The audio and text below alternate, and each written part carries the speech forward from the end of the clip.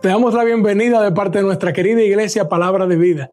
Es nuestra oración que la Palabra de Dios haga su trabajo de transformación y bendición en tu vida. Para más información, consulta nuestra página web. Gracias.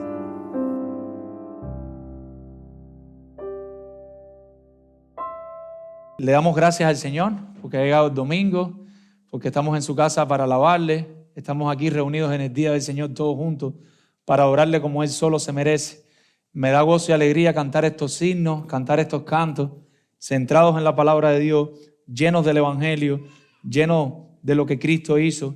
Y me gozo en cómo el Espíritu Santo no nos deja solos, sino que nos va acompañando durante todo, atando todas las cosas y dirigiendo todas las cosas para llevarnos aquí, para preparar nuestra vida, para preparar nuestros corazones para su palabra. Así que les pido que me acompañen en oración para leer y estudiar la palabra del Señor. Padre Dios, gracias por estar en tu casa. Gracias porque un día nos salvaste, Señor. Gracias porque un día nos rescataste de ahí de donde estábamos, Señor. No merecíamos nada y lo reconocemos. Estábamos perdidos, apartados de ti, Señor. Viviendo en miseria espiritual, Señor. Viviendo lejos de ti, tal vez para nuestros deleites, para nuestros placeres, pero era una vida vana. Una vida que a ti no te agradaba, Señor. Y tú tuviste a bien rescatarnos, traernos hacia ti, salvarnos, Señor. Tuviste a bien darnos un ejemplo, marcarnos un camino, marcarnos una pauta. Tuviste a bien, Señor, seguir acompañándonos hasta que lleguemos a tu presencia, Dios. Pero en este camino, Señor, no todos los días son color de rosa, no todos los días son los mejores. Y a veces, Señor, conscientes de que tú estás con nosotros, pero aún así sentimos que pasamos días difíciles, pasamos aflicción, tribulación, momentos difíciles, Señor. Padre, te pedimos que aún en esos días siempre podamos mirar a la cruz, siempre podamos predicarnos el Evangelio y depender de ti. Te suplicamos, te rogamos en esta hora que seas tú hablando a nuestras almas, que seas tú ministrando nuestros corazones, Señor, y recordándonos, Dios, que no estamos solos, Señor. Ayúdanos, Dios, que al terminar el día, Señor, al salir por esa puerta hoy, al terminar el servicio, podamos irnos en paz, gozoso, tranquilo, confiado de que tú estás con nosotros. Y si tú estás con nosotros, Señor, no tenemos que temer, no tenemos que tener preocupación, porque todo está en tus manos. Tú eres el soberano Dios que gobierna. Gracias por tu palabra. Una vez más, Padre, te estoy rogando, te estoy suplicando que hagas lo que tú sabes que yo no puedo hacer, Señor. Que tú hables a los corazones, Dios. Que tú ministres, que tú des claridad, que tú des entendimiento con tu palabra y por tu palabra y ministres a nuestras vidas, Señor. En el nombre de Jesús. Amén. Algo que me gusta hacer muchas veces después de predicar un sermón es preguntarle a algunos hermanos, bueno, ¿qué entendiste? Sobre todo a algunos hermanos en ocasiones que se le acercan a uno para decirle, pastor, me gustó esto, me gustó aquello. Y a mí me gusta preguntarle, bueno, ¿pero qué entendiste? ¿Qué te llevaste del mensaje? Y en esta ocasión le preguntaba a alguien que se me acercaba, ¿qué entendiste del sermón pasado? Y él me decía, bueno, entendí que tenemos que someternos a las autoridades de nosotros, entendí que aunque las autoridades a veces no nos traten de la mejor manera, nosotros en obediencia a Dios debemos someternos a ella. Pero esta persona me decía, pero pastor, eso está bien difícil. Y yo le decía, no, mi hermano, eso no está difícil. Para nada eso está difícil. Eso es imposible. Es imposible que nosotros por nuestras propias fuerzas, por nuestros propios valores, por nuestros propios pensamientos, podamos someternos a alguien que nos está tratando de una manera terrible, de una manera horrible. A alguien que nos esté ofendiendo, a alguien que nos esté posiblemente hasta físicamente abofeteando. No hay forma de que nosotros humanamente queramos de todo corazón, de manera limpia, de manera sincera, someternos a alguien así. Tiene que pasar algo. Y lo que tiene que pasar es que tenemos que creer en Cristo, arrepentirnos de nuestros pecados y venir el Espíritu Santo a morar en nuestra vida y hacer un trabajo sobrenatural. Y aún teniendo el Espíritu Santo, en ocasiones por nuestro pecado, que no es algo sencillo ni algo pequeño, aún teniendo el Espíritu Santo, en situaciones donde personas que están por autoridad por encima de nosotros nos traten mal, no vamos a tener el deseo de someternos. y nuestros corazones no van a actuar bien. Pero el Señor Jesús, Dios quiere hablarnos hoy a través de Pedro a esta situación. ¿Qué hacer en situaciones así? ¿Qué hacer aún cuando soy cristiano, aún cuando tengo el Espíritu Santo y las personas que están por encima de mí me tratan de una forma irrespetuosa, de una forma dañina, de una forma que me hace sufrir, que me hace sentirme mal ahí, en donde quiera que sea, que cada uno se sienta representado y tenga a alguien por encima de él como autoridad? Y para esto lo que hace Pedro es utilizar el mejor ejemplo que se puede utilizar. El ejemplo ante el cual ningún creyente puede decir nada. Y es utilizar el ejemplo de Jesucristo. Le hemos puesto por título a este mensaje, un ejemplo eficaz. Un ejemplo eficaz. ¿Y qué es eso de eficaz? ¿Qué significa la palabra eficaz? La palabra eficaz significa que tiene la capacidad de alcanzar un objetivo o propósito. Tiene la capacidad de alcanzar un objetivo o propósito. Y Pedro aquí va a utilizar el ejemplo de Jesucristo de manera eficaz. Y a través de la palabra vamos a ver qué es lo que está sucediendo. Y si de alguna manera pudiéramos resumir del versículo 21 al 25 lo que está aconteciendo, pudiéramos decir que Cristo padeció eficazmente, recuerde, para lograr el objetivo y el propósito, por los creyentes, dejándonos un ejemplo imitable. Cristo padeció de manera eficazmente, dejándonos un ejemplo que nosotros pudiéramos imitar. Mientras Cristo estaba padeciendo, estaba marcándonos un ejemplo a nosotros, para ahora cuando nosotros estemos padeciendo, podamos mirar a los padecimientos de Cristo y podamos mirar a la cruz. Cristo no nos dejó solos.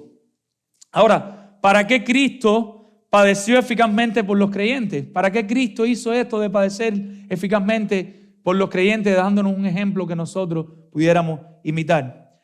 Cristo, dejándonos un ejemplo que pudiéramos imitar, padeció de manera eficaz por los creyentes, y vamos a traer solo 2 puntos. Y el primero es para que lo imitemos. ¿Para qué padeció? Para que nosotros lo podamos imitar. ¿Para qué padeció dejando un ejemplo? Para que nosotros lo podamos imitar. Él marcó la pauta, Él no nos dejó solos. Ahora nosotros sabemos por dónde tenemos que caminar. Ahora nosotros sabemos en cada situación qué tenemos que hacer. Una pregunta clásica y que nos ayuda mucho es, ¿qué haría Jesucristo en mi lugar? No sé si han escuchado eso en alguna ocasión, pero a mí me ayuda mucho en muchas ocasiones y de manera muy sencilla. Y enseguida el orgullo y muchos pecados empiezan a caerse. Porque nosotros queremos actuar como nosotros queremos actuar, aún teniendo el Espíritu Santo. Pero tal vez eso es tan sencillo. Bueno, ¿y qué haría Cristo en mi lugar? Y eso nos lleva a la palabra de Dios. Y cuando yo digo en el primer punto de esta tarde que lo imitemos, ¿a qué me refiero?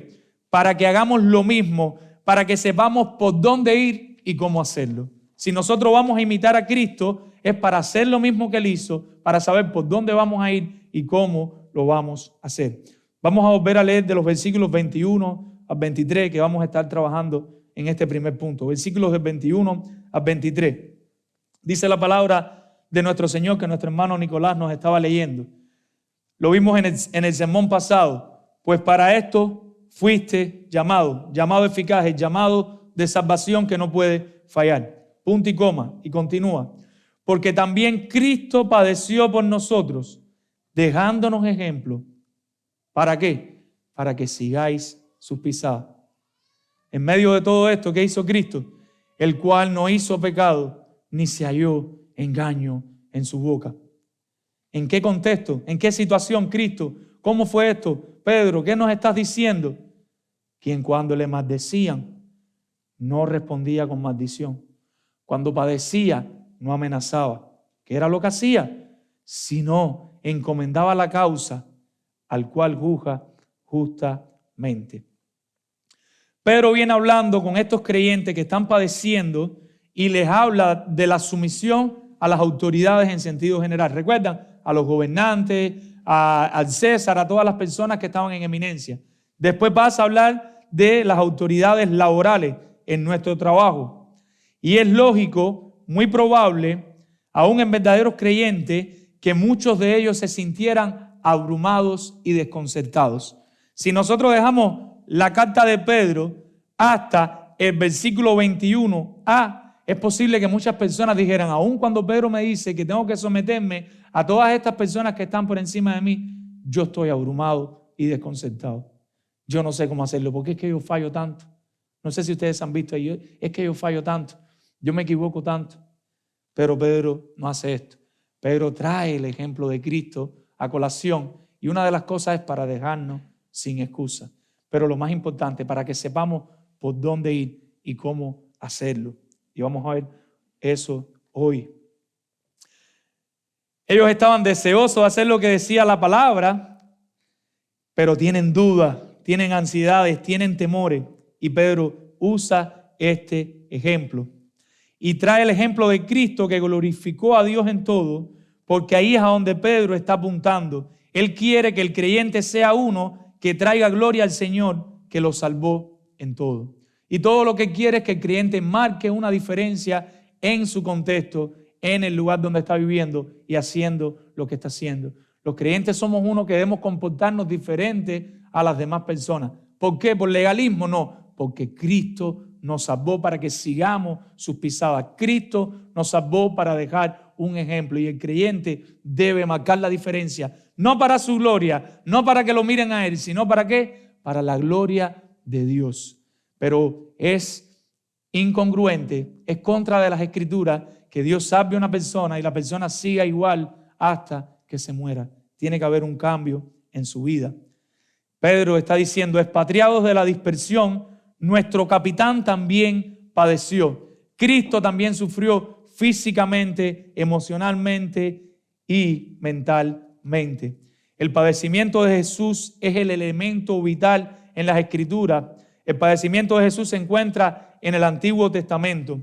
El mismo Jesús habló de sus padecimientos en el sentido futuro. Él le decía a sus discípulos que él también, ¿qué iba a hacer? Que él era necesario que él padeciese. Cristo mismo sabía que él iba a padecer. Así que nosotros debemos tener claro que nosotros también vamos a padecer. Si no estás padeciendo ahora sufrimiento, en algún momento de tu vida el sufrimiento va a llegar, y es mejor que estemos preparados.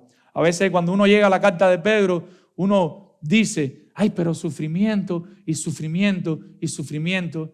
Y la mejor obra que Dios hace en nuestros corazones y en nuestra vida es a través del sufrimiento.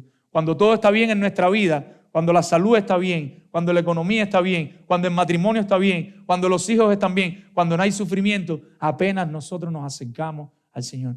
Pero cuando Dios nos enseña a amarlo, a pesar del sufrimiento, nuestras vidas cambian. Y no hay nada que va a destruir ya esa relación. Cuando nosotros aprendemos a amar a Dios, a pesar del sufrimiento, no hay nada que nos separe del Señor.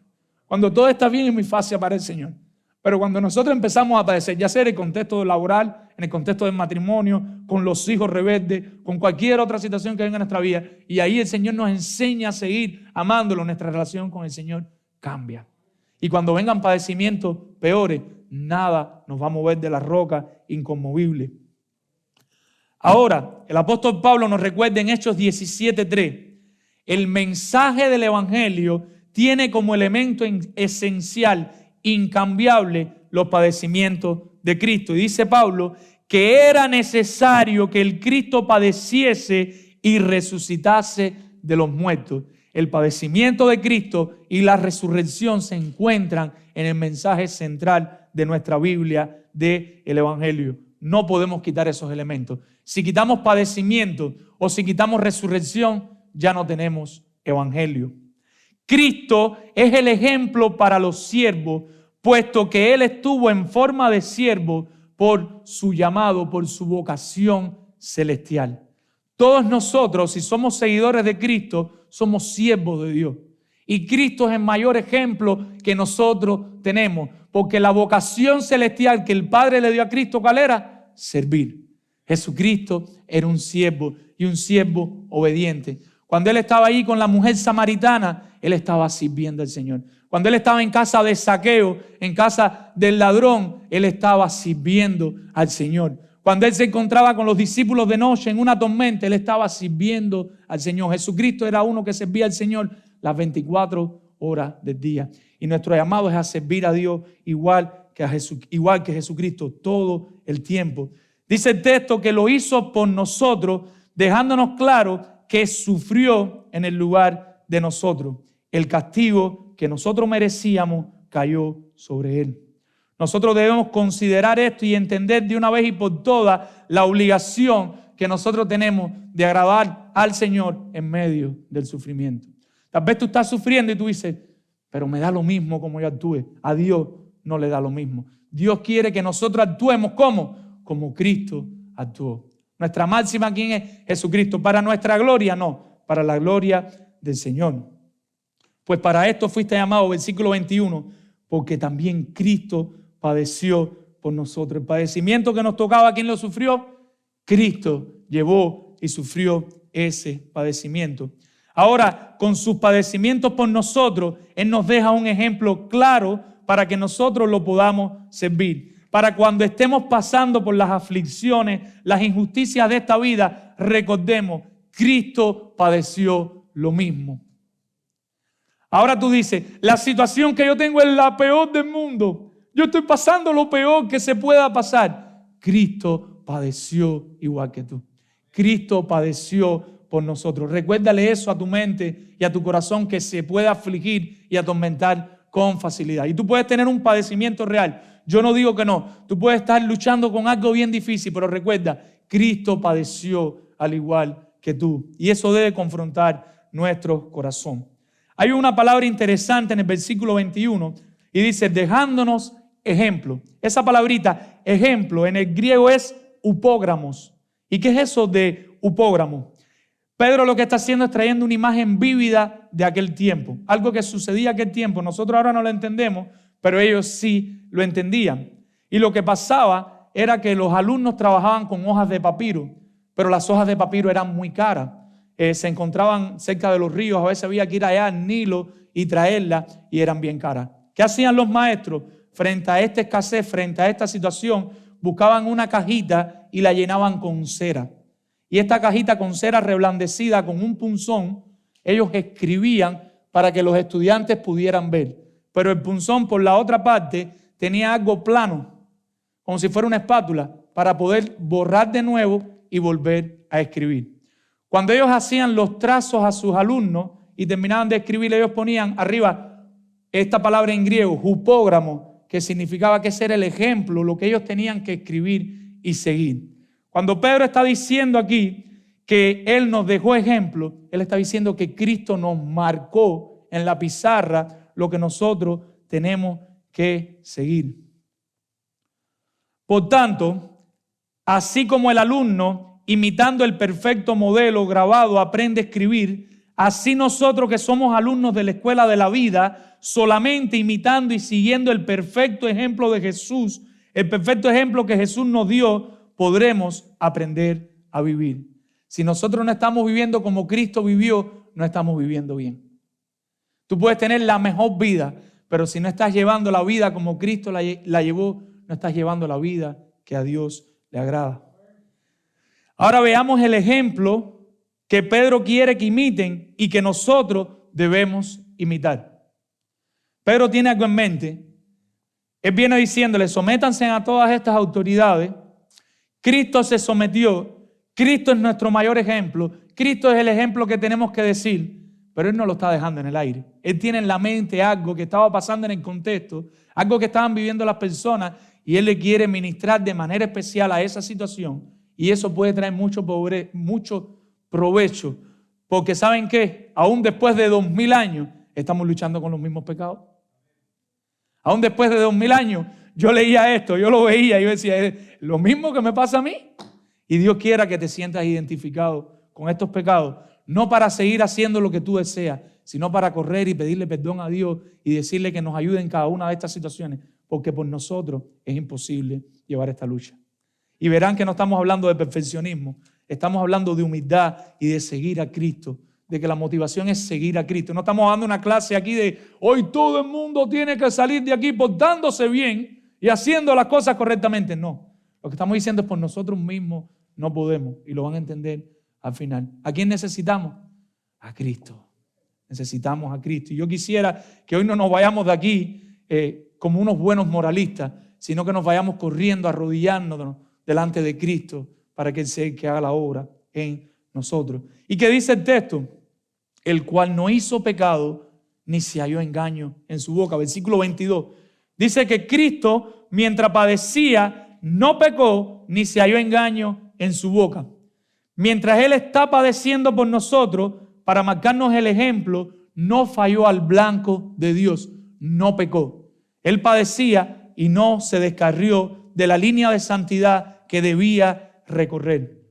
Cristo no pecó ni conscientemente, porque nosotros utilizamos mucho esa frase, ni inconscientemente. A veces nosotros decimos, ay, pero pequé inconscientemente. Cristo no pecó ni durmiendo.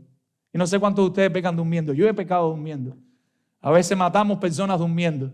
Lo hacemos conscientemente. Cristo no pecó en ninguno de esos casos. Cristo fue uno que no pecó. Padeció, sufrió, soportó y no pecó. Si bien nosotros somos pecadores y vamos a pecar, pero nuestro deseo, nuestra oración debe ser, Padre, ayúdame a padecer sin pecar como lo hizo Cristo. ¿Qué quiero decirle? ¿Vamos a pecar? Dice la palabra de Dios que sí vamos a pecar. ¿Nos vamos a equivocar? Sí nos vamos a pecar. Pero ese no debe ser el consuelo de nuestro corazón. El consuelo de nuestro corazón es, Padre, ayúdame a padecer y en medio del padecimiento a no pecar como lo hizo Cristo. Porque si no, no estaríamos siendo hombres y mujeres bíblicas. Y lo primero que no hizo, escuche bien, lo primero que no hizo fue, y si quiere le pueden poner inciso A, tratar de engañar con sus palabras. Lo primero que Cristo no hizo fue tratar de engañar con sus palabras. Ni se halló engaño en su boca.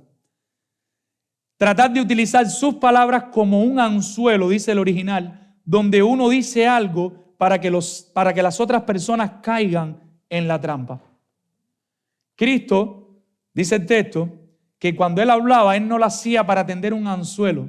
A veces nosotros podemos hablar con toda intención para que las otras personas caigan. Para decir, yo lo sabía, lo cogí, yo lo sabía, yo lo que quería era que me dijera esto. A veces nosotros con nuestros pequeños hacemos esto. Nosotros queremos que los pequeños nos digan algo y nosotros los manipulamos de forma tal, ahí empezamos a hacerle ahí un trabajito psicológico, decimos nosotros, para que nos digan lo que queremos escuchar o para que caigan.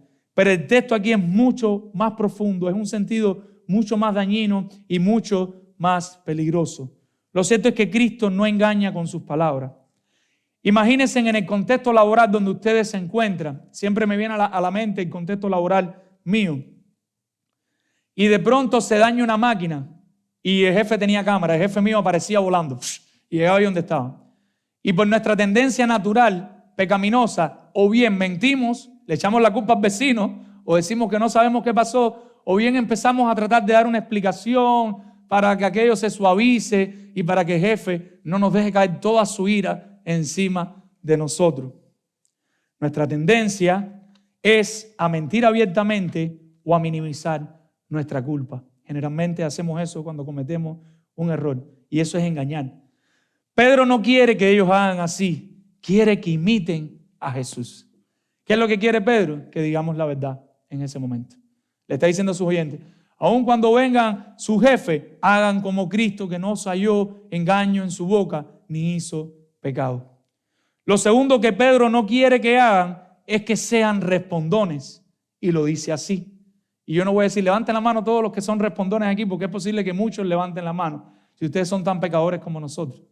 Y dice él en el texto, versículo 23, quien cuando le maldecía no respondía con maldición, cuando padecía no amenazaba, sino encomendaba la causa al que juzga justamente. Cuando uno tiene un jefe, un amo que lo trata mal, nuestra naturaleza pecaminosa es propensa a responder fuertemente a las amenazas. O sea, el jefe viene y nos habla en mala manera, ¿y cuál es nuestra tendencia? A responderle de la misma manera, sobre todo cuando somos hombres. Esto es un pecado que se ve más en los hombres que en las mujeres. El jefe viene y te dice, porque te equivocaste en esto, porque hiciste lo otro, porque cualquier cosa, y te empieza a decir, ¿y cuál es nuestra tendencia? A hablar de la misma manera. Tito 2:9, el apóstol Pablo le encarga a Tito, y escuchen bien, mi hermano, Exhorta a los siervos a que se sujeten a sus amos, que agraden en todo. Y le aclara, que no sean respondones. O sea, al Señor le interesa que no seamos respondones. Pero lo podemos llevar al hogar, esposos con esposas. Que no sean esposas respondones. Es respondona. Que no sean esposos respondones. Que no sean hijos respondones. La sujeción es algo voluntario que tiene que salir del corazón. Así que el trabajo es más profundo que una técnica psicológica que diga, me va a hablar mal, le voy a responder bien. Si bien hay un espacio para prepararnos, pero nuestra tarea es de rodillas, hablando con el Señor y pidiéndole que quite ese pecado del corazón, esa tendencia pecaminosa a que cuando nos hablan de una manera mala, nosotros ¿qué queremos hacer? Responder igual. Y eso hace mucho daño en todas las esferas y nos muestra el carácter de Cristo. Porque ¿cuál es el ejemplo que Pedro está utilizando aquí? El de Cristo, quien cuando le maldecían no respondía con maldición. Primera de Corintios 4:12 dice el apóstol de nuevo. Escuche bien.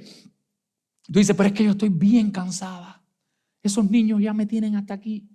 O si eres un hombre, yo estoy ya bien agotado del trabajo y ya esta situación me tiene harta. Pablo era uno que se cansaba. Pablo era uno que no, en su momento de ministerio, él solo se dedicaba a servir al Señor. Él no tenía esposa, él no tenía hijos en ese momento, pero que no tuviera esposa e hijos no significaba que no se cansaba. Entonces lo que hacía era, como no tenía esposa ni hijo, lo que hacía era que dedicaba todo el tiempo a servir al Señor. En ocasiones tenía hasta un empleo y después servir al Señor. Y su servicio era hasta el cansancio. Y él lo dice así, nos fatigamos trabajando con nuestras propias manos. Nos fatigamos. Usted se siente abrumado, usted se siente cansado. Dice Pablo que él se fatigaba. Nos maldicen y bendecimos. Padecemos persecución y lo soportamos. Yo no sé usted, pero a mí se me van acabando los argumentos. Tal vez en su mente, mientras yo le estoy dando esta palabra de parte del Señor, usted está buscando argumentos. Usted dice, sí, pero pastor, pero usted no sabe esto, pero usted no sabe lo otro. Yo me imagino que a medida que la palabra de Dios le va ministrando, sus argumentos se vayan minimizando. Por lo menos en mi oración al Señor. Pablo y Pedro querían que sus oyentes actuaran como Jesús. Pablo y Pedro querían que sus oyentes actuaran como Jesús. Pedro estuvo con Jesucristo, mi hermano, durante sus 3 años de ministerio. Pedro tuvo a Cristo ahí cerquita. Pedro vio cuando lo maltrataban. Pedro vio todo lo que le hacían y Pedro veía cómo Cristo actuaba, cómo Cristo respondía. ¿Para qué? Para la gloria de Dios. Porque ¿qué era lo que quería Cristo? Glorificar al Padre en todo. Pablo tuvo su encuentro cara a cara ahí con el Señor Jesús. Los dos saben de lo que están hablando. Entonces, ¿qué debo hacer cuando mi jefe me trate de manera injusta? O aún con la razón, porque tal vez hice algo malo, pero me maltrate. O en el matrimonio, o con mis hijos, o con padres no creyentes que son mi autoridad. Lo que debemos hacer es lo mismo que Jesús. Dejar nuestro caso en las manos de Dios, recordando que Dios es juez justo. Él conoce aún la intención de nuestros corazones. Lo que estoy diciendo es que en vez de responder con la misma respuesta con la que nos trataron, nosotros tenemos que presentar nuestra situación delante de Dios. Dios, tú conoces esta situación. Trabaja en mi corazón para yo responder para tu gloria. Romanos 12:19 dice Pablo y nos recuerda esta parte de abajo del versículo 23. Versículo 23, cuando padecía, no amenazaba, sino encomendaba la causa al que juzga justamente. Dice Romanos 12:19, no os venguéis vosotros mismos, amados míos, sino dejad lugar a la ira de Dios, porque escrito está, mía es la venganza, yo pagaré, dice el Señor. La invitación es que entreguemos nuestra situación delante del Señor, descansemos en Él. Tú estás en un matrimonio violento, turbulento, y esto es difícil. Y tal vez tienes un esposo que no te está tratando como tú quisieras que te tratara. No te está hablando como tú quisieras que te hablara. ¿Qué debes hacer? Pedirle a Dios que trabaje en tu corazón para que tú puedas actuar como Cristo para la gloria de Dios. Tú estás en un empleo o tú tienes unos padres que no son creyentes y todavía estás viviendo con ellos y no te tratan de la mejor manera. ¿Qué debes hacer? Pídele al Señor que te dé el corazón de Cristo, porque eso es posible que marque su vida y la vida de los que te rodean. ¿Qué le dice Pablo? En el caso de los matrimonios incrédulos, ¿qué le dice Pablo a los esposos y a las esposas? Que se divorcien. O sea, cuando uno está casado con un cónyuge incrédulo, ¿qué le dice? No, quédate y quédate viviendo de manera tal que tú testifiques de Cristo y aún tus hijos puedan conocer del Señor en esa situación. Ahora, amado hermano, si Dios mira, aún en los creyentes, por supuesto, si Dios mira nuestros corazones y hace un juicio recto, ¿no habrá pecado también en nosotros? ¿Qué es lo que quiero decir? Viene ese jefe tratándote mal, esa autoridad tratándote mal, pero si Dios mira nuestros corazones, ¿no habrá pecado también en nosotros? Me encanta la oración del ladrón en la cruz. El ladrón en la cruz en Lucas 23:41 dice, nosotros, él reconoce, justamente padecemos. Mi hermano, ¿quién hay aquí que esté padeciendo algo y que no merezcamos padecer? Nosotros somos pecadores, lo que nosotros merecemos es el infierno. Nosotros merecemos estar lejos de Dios. Ya nosotros, todos los que estamos aquí, merecemos estar destruidos. Y por la gracia del Señor todavía estamos respirando cada día. Cuando nosotros aprendamos eso, vamos a dejar de quejarnos. Cuando esa verdad llega a nuestro corazón y cautiva nuestra mente, usted no se va a quejar más porque no tiene el número de zapatos número 3. O sea, el par de zapatos 3. O porque no tiene el carro del 2022. Se va a acabar eso en su vida al momento. Nosotros justamente padecemos porque recibimos lo que merecieron nuestros hechos. Mas ningún mal hizo. Esa fue la oración del ladrón en la cruz. Nosotros tenemos lo que merecemos. Todos somos pecadores. Si Dios juzga rectamente, estamos en un problema. Por eso necesitamos confrontarnos con el Evangelio cada día de nuestra vida. Necesitamos confrontarnos con el Evangelio cada hora de nuestra vida. Necesitamos confrontarnos con el Evangelio cada minuto y cada segundo de nuestra vida. Porque nuestra tendencia va a ser el pecado, no hacer la voluntad de Dios. Y necesitamos recordarnos del Evangelio. El hombre te trató mal, la autoridad te trató mal. Recuerda el Evangelio de Jesucristo. Aquel que padeció sin merecerlo. Aquel que padeció sin tener pecado. Pero aún así soportó el sufrimiento. ¿Qué debemos hacer? Arrepiéntete y pídele a Dios perdón. Y pídele que te recuerde el Evangelio siempre. Padre, no estoy respondiendo como debería. Reconócelo delante de Dios. En vez de buscar argumentos y excusas, no, pero la Biblia me dice que David le dijo a Salomón, esfuérzate, dice hombre. Sí, eso tiene su espacio. Y más adelante en Pedro vamos a ver en algunas situaciones cómo nos pudiéramos comportar. O están manchando el nombre de tu familia y hay un espacio para defender y para traer claridad, para dejar las cosas claras, para que no queden como sucias y como empañadas. Pero el llamado aquí es a no defendernos, es a recordar el Evangelio en medio de la situación que tú estés viviendo. Y hay una buena noticia. La buena noticia es que no estamos solos en esta batalla. Regresamos al versículo 21. Cuando Pedro dice, dejándonos ejemplo, esa palabra significa mucho más que el maestro escribirle al alumno en la pizarra de cera. El upógramos iba más allá que eso. El maestro escribía en la pizarra para que el alumno siguiera, pero después el maestro le cogía la mano al alumno y la pasaba por las líneas que ya estaban hechas y iba guiando su mano para que el alumno no se equivocara. Después dejaba al alumno solo y como ya el trazo estaba hecho, el alumno no se salía del carril que el maestro estaba marcando. ¿Qué les quiero decir con esto? El ejemplo de Jesús no es uno que mostró y ya. No, Jesús no nos deja solo. Nos dio el Espíritu Santo para que nos acompañe en esta lucha contra el pecado. Y tenemos los ribetes de la gracia y la misericordia que si los tenemos bien presentes, nos será bien difícil salirnos del camino. Y si lo hacemos será por muy poco tiempo si recordamos constantemente el Evangelio.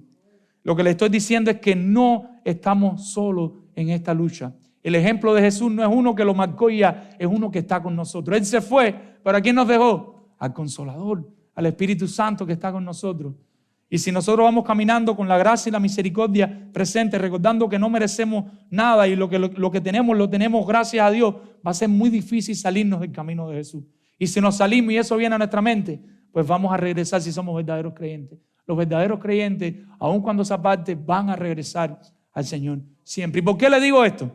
Porque un buen ejemplo, sin esta gracia de Cristo, no sirve de nada. Nosotros podemos ver un pájaro volando y trate de volar a ver si usted puede. Y el pájaro le está dando el ejemplo.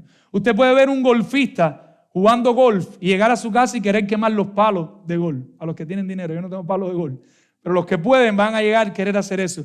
Usted puede ir y ver un pianista, maestro, tocando piano y llegar a su casa y decirle a sus padres, yo no quiero más clases de piano. Después que yo vi a ese hombre como tocaba el piano, yo no lo quiero seguir. Y lo que les estoy tratando de decir es que por los ejemplos, tener el ejemplo no es todo. Necesitamos algo más. Necesitamos a Cristo. Necesitamos su compañía en la batalla. Necesitamos estar dependiendo constantemente de Él para que Él sea quien tome nuestro corazón, para que Él sea quien tome nuestra mano, para que Él sea quien tome nuestras palabras y todo dentro de nosotros. Pero Jesús hace algo más que dejarnos un ejemplo. Él nos guía, nos dirige con su gracia y misericordia. Él nos dejó un upógramo. Él no nos dejó un upógramo desalentador por su perfección, sino que nos está ayudando constantemente a imitarlo. Lo que Cristo estaba haciendo no es diciendo, yo soy perfecto, síganme. No van a poder. No. Lo que Cristo está diciendo es marcándonos el ejemplo que glorifica a Dios y diciéndonos, yo estoy con ustedes para consolarles, para limarles cada vez que fallen, para tomar su mano. Vengan a mí. Venid a mí todos los que estéis trabajados y cargados, que yo os haré descansar. Vamos a Cristo, corramos a Cristo. Pero me equivoqué y le respondí a jefe como no debía. Arrepiéntete, pide perdón y tal vez pídele perdón a jefe y sigue en la batalla y en cualquier otro tipo de error. Pero dije una mentira que no debía decir, pero hice pecado, arrepiéntete y corre a Cristo. En Cristo hay perdón de pecado. Recordamos el viernes en el grupo de vida, cuando sobreabundó el pecado, sobreabundó la gracia. Pero, capítulo 6, Romanos 6, 1 y 2, Dios no quiere que sigamos en pecado. Si Él te está librando, Él te está ayudando, pues busquemos la santidad sin la cual nadie verá al Señor.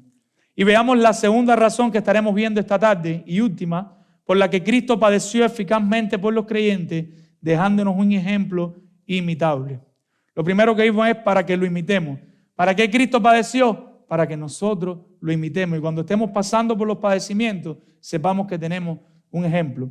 Y lo segundo, por lo que Cristo padeció, mi hermano, y es bien importante e imprescindible, y es nuestro segundo punto, y es para salvarnos. Cristo padeció para traer salvación a ti y a mí. Versículos 24 y 25, leemos la palabra del Señor. Quien llevó Él mismo y no otro, nuestros pecados en su cuerpo sobre el madero, en la cruz, para que nosotros, estando muertos a los pecados, vivamos a la justicia y por cuya herida fuiste sanado. Porque vosotros erais como ovejas descarriadas, pero ahora habéis vuelto al pastor y obispo de vuestras almas. Nosotros expresamos ahorita que si Dios nos somete a su escrutinio judicial, todos vamos a salir deficientes. Si Dios analiza nuestros pecados y sabe que somos pecadores, no tenemos salida. Entonces, la única alternativa es que alguien pague por nosotros y ese alguien es Cristo. Si nosotros somos sinceros y todos los que estamos aquí vamos delante de Dios, ¿cómo vamos a ser hallados delante de Dios? Pecadores. Necesitamos a alguien que judicialmente pague por nosotros. Porque aquí está hablando de la justicia de Cristo. Está hablando en un sentido judicial el texto. Quien llevó Él mismo nuestros pecados sobre el madero para que vivamos a la justicia. Y ese es el sentido. ¿Y qué fue lo que hizo Cristo? Literalmente cogió todos nuestros pecados y por su pura gracia los cargó sobre Él. Lo que hizo Cristo fue que nos sustituyó. El lugar que nosotros merecíamos tener, Él lo cogió, se puso en nuestro lugar y nosotros ahora podemos disfrutar de las bendiciones de Dios. Pero alguien tenía que pagar. La Biblia enseña que la paga por el pecado, ¿qué cosa es? La muerte. Alguien tenía que morir. O morimos nosotros o moría alguien. Y en este caso fue Cristo. Por eso vemos a los israelitas en el Antiguo Testamento ofreciendo sacrificios todos los años, ofreciendo sacrificio y sacrificio y sacrificio para que Dios perdonara los pecados. Pedro tiene aquí en mente Isaías 53, un texto precioso, no sé cuántos lo han leído. Y en Isaías 53, en el versículo 7, conectándolo con lo que vimos ya en el versículo 22 y 23, Antiguo Testamento, Isaías 7 le dice, angustiado él, está hablando el profeta en el Antiguo Testamento del futuro, de lo que va a pasar en el futuro, está apuntando al futuro, a Cristo. Y dice, angustiado él y afligido. ¿Qué cosa es eso? Padecimiento en el Antiguo Testamento. En el Antiguo Testamento el profeta está diciendo, ¿Cristo va a qué? A padecer. No abrió su boca. Si Dios nos diera la bendita gracia de no abrir nuestra boca cuando estamos siendo afligidos. De verdad que es una bendita gracia. ¿Cuántos problemas nos evitaríamos? ¿Cuántas veces no le pasó que nos dicen algo y nosotros respondemos y después ¿cómo te sientes? Mal. Y tú dices, ¿por qué abrí la boca? Cristo no la abrió. Como cordero fue llevado al matadero y como oveja delante de sus trasquiladores, de los que le iban a quitar todo, enmudeció y no abrió su boca. Pero lo que yo quiero que veamos está en el versículo 10, que es la conexión con estos textos 24 y 25. Isaías 53, 10. Con todo eso, Jehová quiso quebrantarlo, sujetándolo a padecimiento, cuando haya puesto su vida en expiación por el pecado. ¿Y qué es eso de expiación? Expiación es que Cristo allí, Él toma la culpa que nos tocaba y la elimina completamente. Ya no somos culpables. Pero para que haya una expiación, tiene que haber una sustitución. Para Él eliminar nuestra culpa en la expiación, Él tiene que pasar a sustituirnos y tiene que ponerse en nuestro lugar. Esto es lo que se conoce en teología como expiación sustitutiva. Lo que sucede es que Él nos sustituye. En el Antiguo Testamento, las personas ponían sus manos encima de los animales como símbolo de que estaban transfiriendo los pecados y después los animales eran sacrificados. La muerte violenta del mismo significaba la pena que merecen los seres humanos por su pecado. Por lo tanto, la muerte final funcionaba como un sustituto del adorador. Tú ibas al templo a adorar, tú ponías las manos sobre el animal, era un símbolo de que se le transferían los pecados. Cuando el animal moría, él pagaba por los pecados del adorador. Pero tenemos un problema. ¿Y cuál era el problema? Que año tras año, vez tras vez, ¿qué había que hacer? Seguir sacrificando animales. Porque ¿qué es lo que pasa? Este año estamos pecando, pero el año que viene, ¿qué vamos a hacer? Seguir pecando. Pero me alienta mucho, Pedro lo dice más adelante, y me alienta mucho Hebreo como lo dice. Hebreo 9:28 nos recuerda que cuando Cristo se ofreció para expiar nuestros pecados y sustituirnos de la muerte que merecíamos, fue diferente. Y lo dice así Hebreos 9:28. Así también Cristo fue ofrecido una sola vez para llevar los pecados de muchos, no de todos, de muchos, y aparecerá por segunda vez sin relación con el pecado para salvar a los que le esperan. Si tú no eres salvo, mi pregunta para ti es, si alguien nos acompaña hoy aquí no es creyente, no ha creído en Cristo, mi pregunta para ti es, ¿cómo piensas salvarte? ¿Quién te va a sustituir? La única manera de tú ser salvo es que Cristo te sustituya. Y si tú no confías en Cristo, si tú no te entregas en los brazos de Cristo, si tú no te arrepientes de tus pecados, no vas a tener un sustituto. No vas a tener alguien que ocupe tu lugar. Y si tú te presentas delante de Dios, Dios va a tener que derramar su ira santa encima de ti. Y vas a pasar una eternidad apartado del Señor en un lugar de tormento. Eso es lo que enseña la Biblia. Dice, pero yo sí creo en Dios. Yo creo en Dios. Yo te digo, si crees en Dios, arrepiéntete de tus pecados y corre a Cristo para que Él sea tu sustituto. Conozco muchas personas y he hablado con muchas personas que me dicen que creen en Dios, pero no quieren venir a la Biblia, a la iglesia. Me dicen que creen en Dios, pero no quieren leer la Biblia, no quieren orar. Y dice Cristo, el árbol se conoce por el fruto que da. Corramos a Cristo en arrepentimiento y fe si queremos un sustituto. Si ya fuiste salvado por su gracia, ya tus muchos pecados fueron expiados por Él y Él tomó tu lugar en la cruz. Estoy hablando de los creyentes ahora, sustituyéndote. La pregunta es, ¿cómo estás viviendo hasta que Él venga? Ya tú eres un verdadero creyente y la pregunta es, ¿cómo estás viviendo hasta que Él venga? Muchas personas dicen, yo creo en Cristo, yo me arrepiento, pero yo vivo como me da el deseo. No te metas en mi vida. Hemos visto en el versículo 24a que el sacrificio vicario de Cristo al llevar los pecados en la cruz. Versículo 24a, quien llevó él mismo nuestros pecados en su cuerpo sobre el madero. Dice ahora Pedro, para que nosotros, estando muertos a los pecados.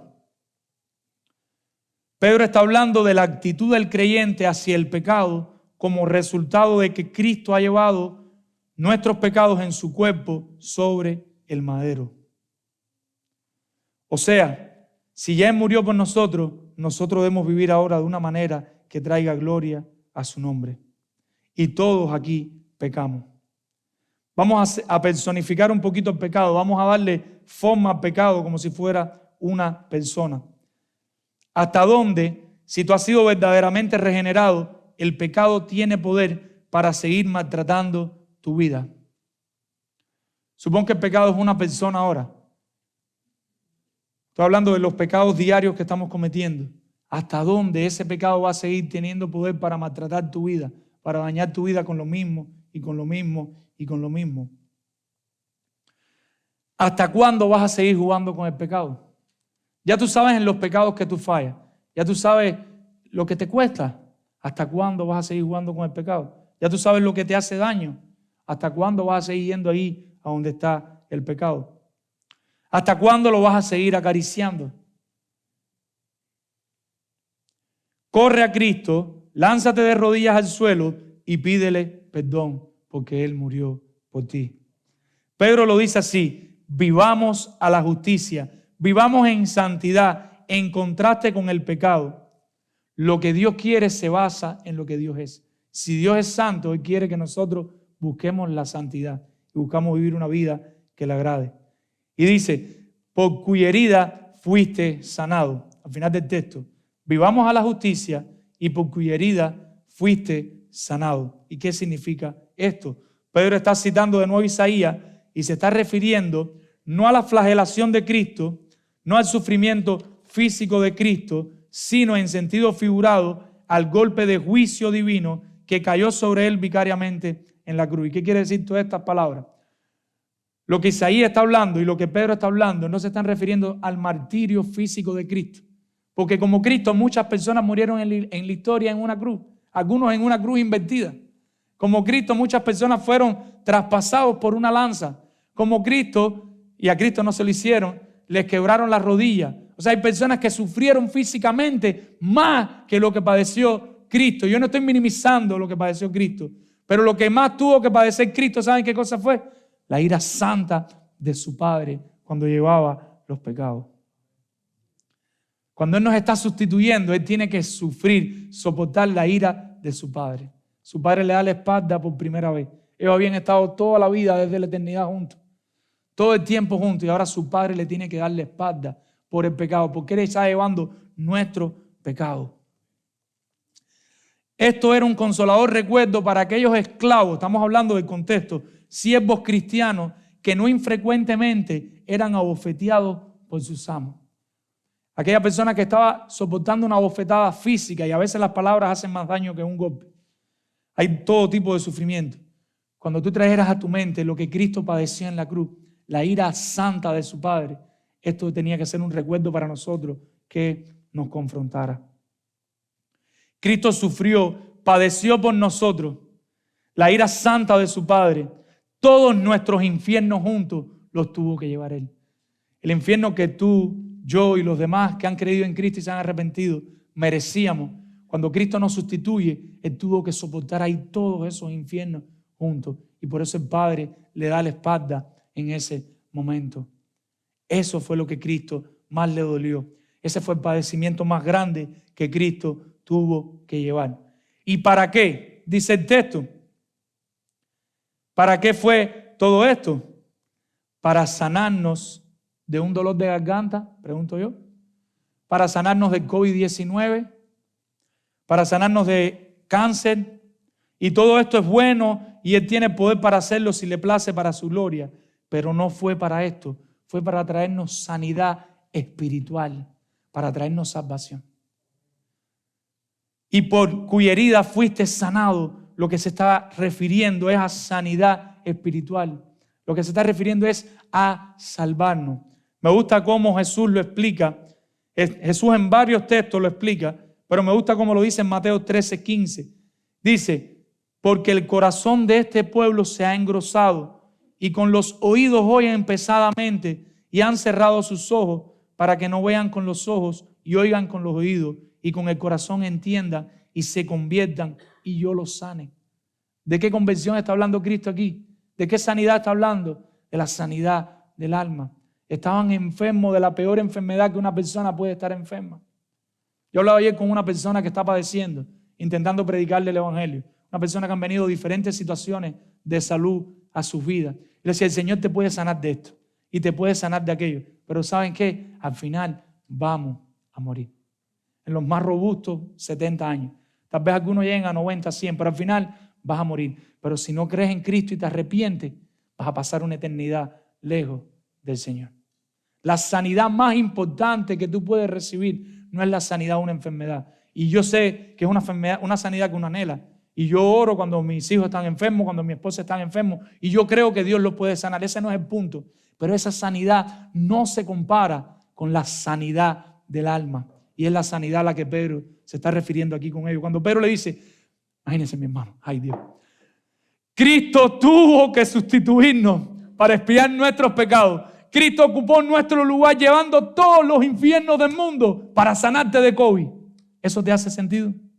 Pero cuando yo te digo, Cristo expió nuestros pecados, Cristo los quitó, Cristo los limpió, Cristo nos sustituyó, ocupó nuestro lugar, cargó todos nuestros infiernos para salvarnos. ¿Eso hace sentido a tus oídos? Gloria sea al Señor. Nosotros el día que fuimos salvados, fuimos sanados de la enfermedad más horrible, terrible y pesada que existe. ¿Cuál es? El pecado. Ya el pecado no puede hacer con nosotros lo que le da el deseo, porque Cristo murió por nosotros. Y ahí es donde los puritanos hablaban de mortificar el pecado. Y yo te pregunto, ¿qué estás haciendo para mortificar tus pecados? Hay quien dijo que el hombre es el único animal que no tropieza con la misma piedra 2 veces. Y el hombre no es un animal ni salimos en mono. Lo que les quiero decir es que si ya sabemos cuáles son los pecados que nos agobian, que nos afligen, le estamos orando al Señor por eso. Estamos tratando de combatir los contextos de la Biblia, estamos tratando de luchar con esas cosas. Porque es muy fácil decir, sí, pero es que yo soy pecador. Sí, tú eres pecador. Pero imitemos a Cristo en todo, sobre todo en la sujeción laboral, que es el contexto que se está hablando aquí. Y versículo 25 responde, porque antes sí podían zarandearnos. Porque antes el pecado sí podía hacer con nosotros lo que quisiera, pero ahora no. ¿Y cómo lo responde Pedro? Porque vosotros eras como ovejas descarriadas, porque antes andábamos extraviados, lejos de Dios, viviendo a nuestro antojo. No había preocupación. ¿Cómo nosotros vivíamos antes de Cristo? Posiblemente en muchos casos mejor que ahora.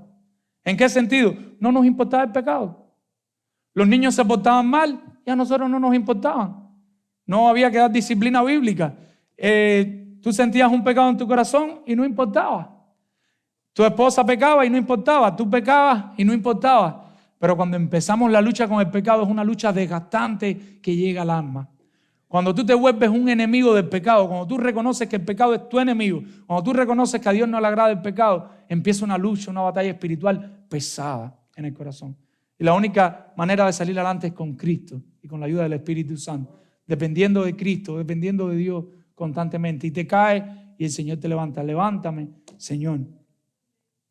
Pero antes no, porque vosotros eras como ovejas descarriadas. Nosotros andábamos como queríamos.